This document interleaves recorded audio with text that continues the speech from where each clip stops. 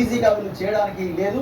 ఒకవేళ వాళ్ళు ఏదో ప్రాసెస్ స్టార్ట్ చేసినట్టు చేసి క్లోజ్ చేసే అవకాశం. ఒకవేళ వీళ్ళకి చిత్తశుద్ధి ఉంటే వీళ్ళు ఈ sarpanch elections, local body elections కి ముందే దీన్ని కంప్లీట్ చేయాలి. బీహార్లో చేయలే. దానికి వీళ్ళేం చెప్తారంటే సుప్రీంకోర్టు 50% సీలింగ్ పెట్టింది, 50% మించి రిజర్వేషన్లు ఉండడానికి వీల్లేదంటారు.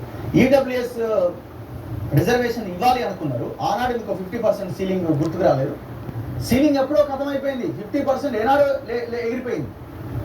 సుప్రీంకోర్టు ఏమంటున్నది, మీరు ఎలాంటి సర్వేలు చేయకుండా, ఎలాంటి గణన చేయకుండా ఏ రకంగా మీరు రిజర్వేషన్లు తేలుస్తారో అన్నది సుప్రీంకోర్టు చెప్తున్నమాట.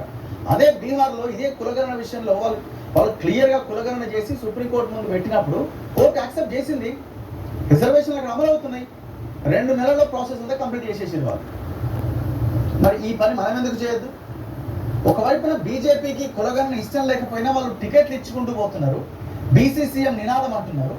ఇంకొక వైపున కాంగ్రెస్ కులగణన పేరు చెప్తూ వీళ్ళు బీసీలకు టికెట్లు ఇవ్వరు, చివరికి నామినేటెడ్ పోస్టులు కూడా ఇవ్వరు. సో ఇది వీళ్ళకి అడ్వాంటేజ్. ఇది కులగణన అన్న అంశం కాంగ్రెస్. కానీ దీన్ని ఎంతవరకు వీళ్ళు ఉపయోగిస్తున్నారు?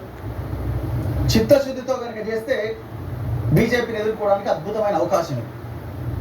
వాళ్ళ ఐడియాలజీ బేస్తో వాళ్ళ ఒక హిందుత్వ ఐడియాలజీతో వాళ్ళు చేస్తున్న ఇది కూడా ఎదుర్కోవడానికి ఇది ఒక అద్భుతమైన అవకాశం. కానీ వీళ్ళు ఇక్కడ ఉన్నటువంటి నాయకత్వం, రాష్ట్ర నాయకత్వం కానీ ఈ నాయకులకు ఇష్టం లేదు.